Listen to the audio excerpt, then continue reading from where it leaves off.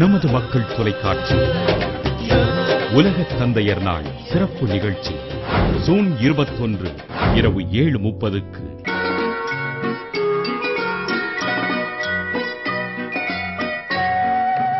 அப்பா பத்தி பேசுறதுனாலே எனக்கு ரொம்ப சந்தோஷம். ஏன்னா நான் அப்பா பொண்ணு.